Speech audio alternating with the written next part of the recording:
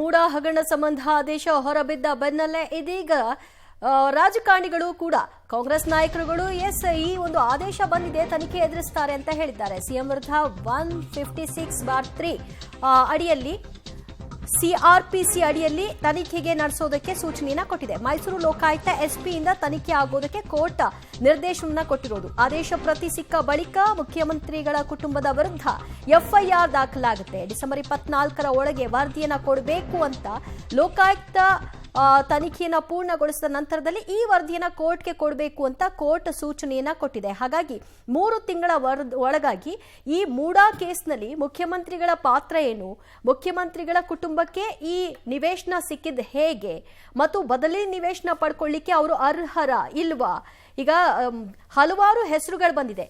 CJ ಹುದೇಶ್ ಅವರ ನೇತೃತ್ವದಲ್ಲಿ ಮೈಸೂರು ಲೋಕಾಯುಕ್ತ ತನಿಖಾಧಿಕಾರಿಗಳ ತಂಡ ಈ ಮೂಡಾ ಹಗರಣಕ್ಕೆ ಸಂಬಂಧಪಟ್ಟ ಹಾಗೆ ಸಮಗ್ರ ತನಿಖೆಯನ್ನ ನಡೆಸಿ ಒಂದು ರಿಪೋರ್ಟ್ ಅನ್ನ ಕೋರ್ಟ್ಗೆ ಸಬ್ಮಿಟ್ ಮಾಡಬೇಕಾಗತ್ತೆ. ಅದಕ್ಕೆ ಕೊಟ್ಟಿರುವಂತಹ ಗಡುವು 3 ತಿಂಗಳ ಒಳಗಾಗಿ.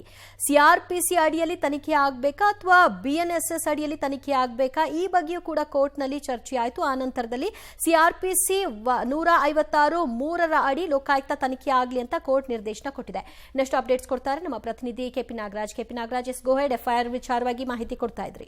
ದಿವ್ಯ, ಪ್ರಮುಖವಾಗಿ ಇವತ್ತು ಎಫ್ಐಆರ್ ದಾಖಲಾಗುವಂತ ಸಾಧ್ಯತೆಗಳು ಕಡಿಮೆ ಇದಾವೆ. ಯಾಕೆಂದ್ರೆ ಅವರಿಗೆ ಅಧಿಕೃತವಾಗಿ ಸರ್ಕಾರದ ನ್ಯಾಯಾಲಯದ ಆದೇಶದ ಪ್ರತಿ ಇನ್ನು ಲೋಕಾಯುಕ್ತರ ಕೈ ತಲುಪಿಲ್ಲ. ಒಂದು ನೇರವಾಗಿ ಲೋಕಾಯುಕ್ತರ ನ್ಯಾಯಾಲಯದ ಆದೇಶದ ಪ್ರತಿ ಲೋಕಾಯುಕ್ತರಿಗೆ ತಲುಪಬೇಕು, ಅಥವಾ ಎರಡನೇದೊಂದು ಆಪ್ಷನ್ ಇದೆ, ಅದು ದೂರುದಾರರಾಗಿರುವಂಥ ಸ್ನೇಹಮಯಿ ಕೃಷ್ಣ ಅವರೇ ಖುದ್ದಾಗಿ ಬಂದು ಅದರ ಒಂದು ಆದೇಶ ಪ್ರತಿಯನ್ನು ತಂದು ಲೋಕಾಯುಕ್ತರ ಕೈಗೆ ಕೊಡಬೇಕಾಗುತ್ತೆ. ಹಾಗಾಗಿ ಬಹುತೇಕ ಇವತ್ತು ಸಂಜೆ 6 ಗಂಟೆ ಸುಮಾರಿಗೆ ಅಧಿಕೃತವಾದಂತಹ ಆದೇಶ ಪ್ರತಿ ದೂರುದಾರರ ಕೈಗೂ ಕೂಡ ತಲುಪುವಂಥ ಸಾಧ್ಯತೆಗಳಿದೆ. ಹಾಗಾಗಿ ನಾಳೆ ಎಫ್ಐಆರ್ ದಾಖಲಾಗುವಂಥ ಸಾಧ್ಯತೆಗಳೇ ಹೆಚ್ಚಿದೆ.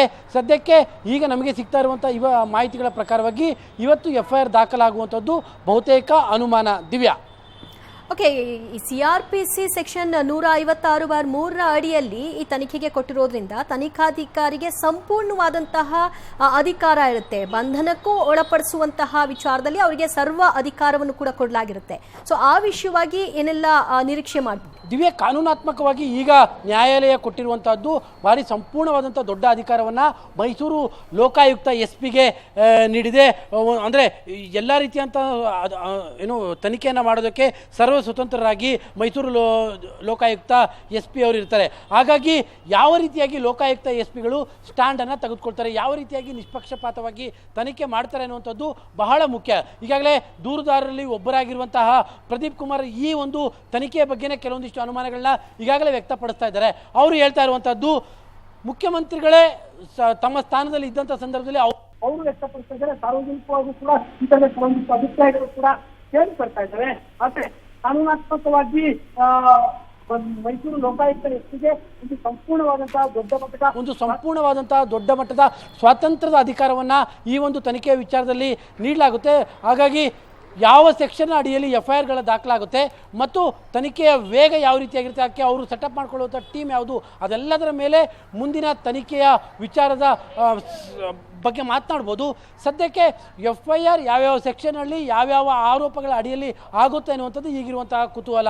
ದಿವ್ಯಾ, ನಿನ್ನೆ ಹೈಕೋರ್ಟ್ ತನಿಖೆಗೆ ಆದೇಶ ಕೊಟ್ಟ ನಂತರದಲ್ಲಿ ಸಹಜವಾಗಿ ಎದ್ದಿದ್ದಂತಹ ಪ್ರಶ್ನೆ, ಯಾರು ತನಿಖೆಯನ್ನ ಮಾಡಬೇಕು ಮತ್ತು ಮುಖ್ಯಮಂತ್ರಿಗಳ ವಿರುದ್ಧವಾಗಿ ತನಿಖೆ ಆಗುತ್ತಾ, ಎಫ್ಐಆರ್ ದಾಖಲಾಗುತ್ತಾ ಅಂತ.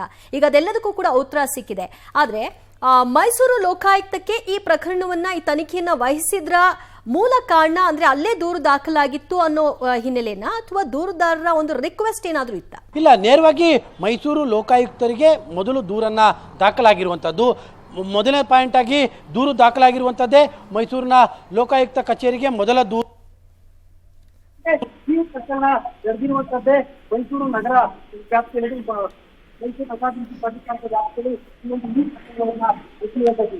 ದೂರು ಸಲ್ಲಿಕೆ ಆಗಿರುವಂಥದ್ದು ಮತ್ತು ದೂರಿನಲ್ಲಿ ಆರೋಪಕ್ಕೆ ಗುರಿಯಾಗಿರುವಂತಹ ವಿಚಾರಗಳು ಎಲ್ಲವೂ ಕೂಡ ಮೈಸೂರು ಲೋಕಾಯುಕ್ತ ವ್ಯಾಪ್ತಿಗೆ ಬರುವಂತಹ ಕಾರಣಕ್ಕೋಸ್ಕರವಾಗಿಯೇ ಮೈಸೂರು ಲೋಕಾಯುಕ್ತದಲ್ಲಿ ತನಿಖೆಗೆ ನ್ಯಾಯಾಲಯ ಆದೇಶವನ್ನ ಕೂಡ ಮಾಡಿದೆ.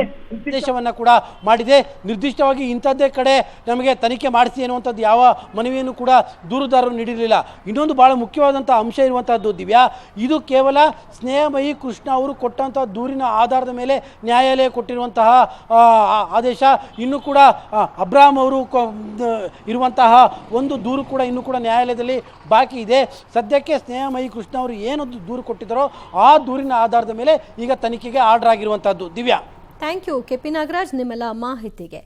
ಸದ್ಯ ಸ್ನೇಹಮಯಿ ಕೃಷ್ಣ ದಾಖಲು ಮಾಡಿದಂತಹ ದೂರಿಗೆ ಸಂಬಂಧಿತವಾಗಿ ಜನಪ್ರತಿನಿಧಿಗಳ ಕೋರ್ಟ್ನಲ್ಲಿ ಜಡ್ಜ್ಮೆಂಟ್ ಬಂದಿದೆ. ಸಿಆರ್ಪಿಸಿ ಸೆಕ್ಷನ್ 156(3) ಅಡಿಯಲ್ಲಿ ತನಿಖೆ ಆಗಬೇಕು ಅಂತ ಹೇಳಿದೆ. ಆ ಕಾರಣಕ್ಕಾಗಿ ಈಗ ಮೈಸೂರು ಲೋಕಾಯುಕ್ತ ಅಧಿಕಾರಿಗಳಿಗೆ ಸಂಪೂರ್ಣವಾದಂತಹ ಹಕ್ಕಿದೆ. ಎಫ್ಐಆರ್ ಅನ್ನು ದಾಖಲು ಮಾಡೋದು, ನೋಟಿಸ್ ಕೊಡುವಂತಹದ್ದು, ನಂತರ ಬಂಧನ ಅವಶ್ಯಕತೆ ಬಿದ್ದರೆ ಬಂಧನವನ್ನ ಮಾಡೋ ಒಂದು ಅಧಿಕಾರವೂ ಕೂಡ ಲೋಕಾಯುಕ್ತ ಅಧಿಕಾರಿಗಳಿಗೆ ಇದೆ.